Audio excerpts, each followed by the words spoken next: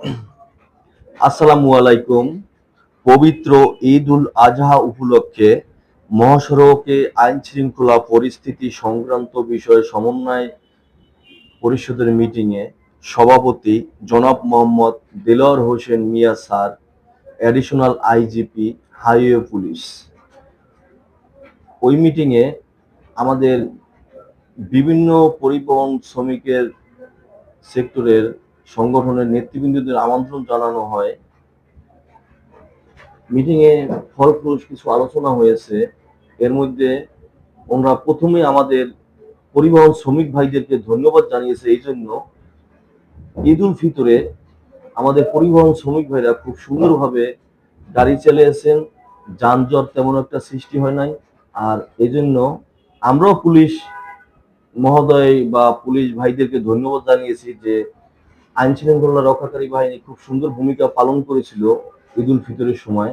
আর ওনারা আমাদের কাছে এই সহযোগিতা চেয়েছেন যে আপনারা ঈদ উল ফিতরের সময় যেমন সুন্দরভাবে আপনাদের পরিচালনা করেছেন, ড্রাইভার ভাইদের সুন্দরভাবে ওনারা গাড়ি চালিয়েছেন, এইবারও ওনারা আমাদের সহযোগিতা চেয়েছেন ঈদ উল আজহা উপলক্ষে, যাতে আমাদের ড্রাইভার ভাইরা খুব সুন্দরভাবে রাস্তায় গাড়ি চালায় এবং নিজ নিজ দায়িত্বে নিজের গন্তব্যে সুন্দরভাবে পৌঁছায়, এই যাত্রীদের বা মালামাল পৌঁছে দেয়।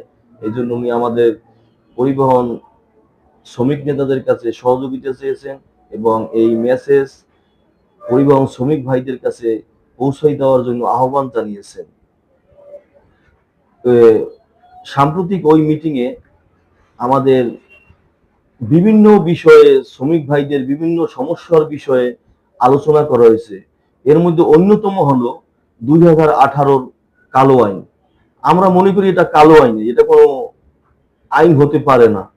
আমি কর্ম করতে এসে একটা দুর্ঘটনার সৃষ্টি হলে যদি আমার গলায় ফাঁসির রশি পড়ে, তাহলে এটা কোনো আইন হয় না। আমি পরিবহন শ্রমিক নেতা হিসেবে মনে করি এটা কোনো আইন হতে পারে না, বা এই আইন বাংলাদেশে রাখাও ঠিক না। কারণ একটা ড্রাইভার ইচ্ছাকৃতভাবে কখনোই অ্যাক্সিডেন্ট করে না। দুর্ঘটনা দুর্ঘটনাই, আর দুর্ঘটনা কয়ে বলে আসে না।